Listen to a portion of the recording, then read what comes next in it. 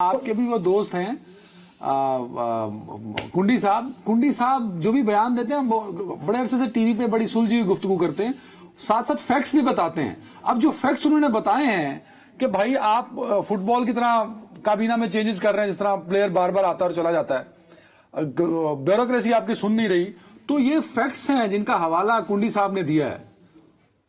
بالکل، دراصل P T I اس وقت اگر آپ دیکھیں تو اگر آپ عمران خان کی حقیقی قلعہ یا کاسل جس کو کہ ڈیفنس فورٹ، وہ خیبر پختونخوا ہی بنتا ہے۔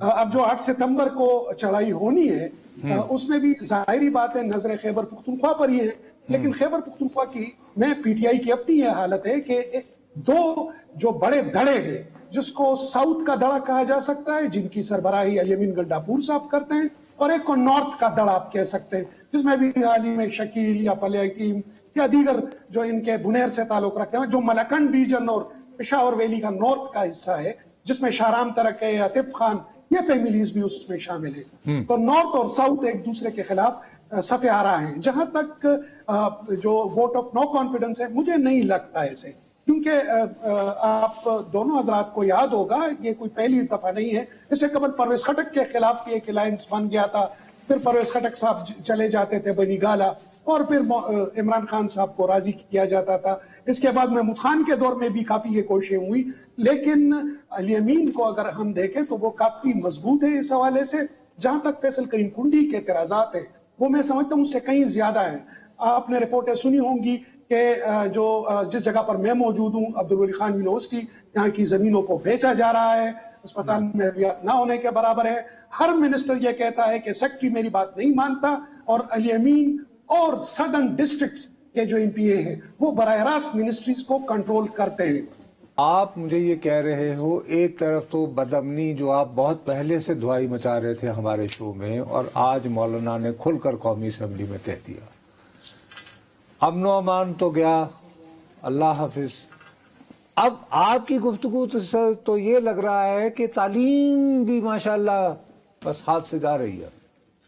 بالکل، بیوروکریسی مکمل طور پر میں اندر کی بات اگر کہوں تو وہ دبے لفظوں میں ہنس ہنس کر، کئی جو بیوروکریٹس وغیرہ ہیں ان سے جب بات ہوتی ہے تو وہ کہتے ہیں کہ ایک عجیب سی بات ہے، ہم جو بات کرتے ہیں منسٹرز کو ان کی سمجھ نہیں آتی، اور منسٹر جو ہمیں بتانا چاہتے ہیں وہ ہمیں سمجھ نہیں آتی۔ تو یہ پہلی مرتبہ ایسی کی، اور پھر یہ کہ کسی منسٹر کو یہ اطمینان نہیں ہے کہ آج وہ منسٹر ہے کل وہ نہیں رہے گا۔ یہ جو اتنی بیڈ گورننس ہے، کیا اس کا جو گراس روٹ لیول ہے، جنرل پبلک جو ہے وہاں کی، جو ووٹر ہے وہاں کا، جو پی ٹی آئی کا سپورٹر اپنے آپ کو رجسٹر کروا چکا ہے، وہ کیا سوچتا ہے اور وہ کہاں کھڑا ہے؟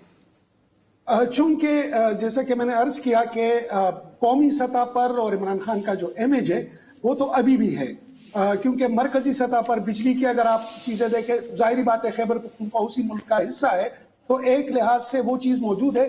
آپ یوں کہہ سکتے ہیں کہ پی ٹی آئی کا جو ورکر تھا یا جو اس کا حمایتی تھا وہ آلموسٹ سائلنٹ موڈ پر جاتا ہوا ہمیں دکھائی دیتا ہے، پرو ایکٹیو سے اب وہ پیسیو کی طرف جا رہا ہے۔ اس حد تک ویری رائٹ، بہت شکریہ۔ ایکٹیو سے پیسو ہو رہا ہے، کامنٹ کرنا اس پہ؟ نہیں، میرا خیال ہے کہ جی انہوں نے عام کی بات کر دی ہے۔ بہت بہت شکریہ۔ میں سازشی تھیوریوں پہ جی ہرگز بلیو نہیں کرتا ہوں، میں بہت ہر چیز کو ناپ تول کے بات کرتا ہوں۔ میں تمہیں کہے چلے جا رہا ہوں کہ جب سے یہ بنگلہ دیش کا واقعہ ہوا ہے، انڈیا ریپیٹڈلی، یہ پورا ان کا میڈیا دیکھ لو، ان کے پولیٹیکل سرکلز دیکھ لو، وہ کہے چلے جا رہے ہیں کہ جی یہ تو پاکستان نے کروایا۔ پاکستان مانا کہ یار یعنی کہ چھوڑو نا یار، اب خدا کے لیے اس بات کو وہاں ود ان انڈیا بلڈ کیا ہے کہ 15 سال سے خاتون بیٹھی ہوئی ہیں اور وہ اپنے کسی مخالف کو سانس نہیں لینے دے رہی، اور اس دوران 3 جنریشنز یار پیدا ہو گئی ہیں۔ ٹھیک، تو ایک ماہ کی ایکومولیٹڈ صورتحال میں ہم کیا کر سکتے تھے؟ لیکن بہرحال اب وہ بھی اپنا وہ کر رہے ہیں، لیکن میرا مولانا سے صرف ایک جو ہے وہ گلہ بنتا ہے کہ مولانا آپ اتنے زیرک سیاستدان ہیں، کیا کسی سیاستدان کو کوئی غیر سیاسی قوت، خواہ وہ کتنی ہی طاقتور ہو، غیر متعلقہ کر سکتی ہے؟ نہیں کر سکتے۔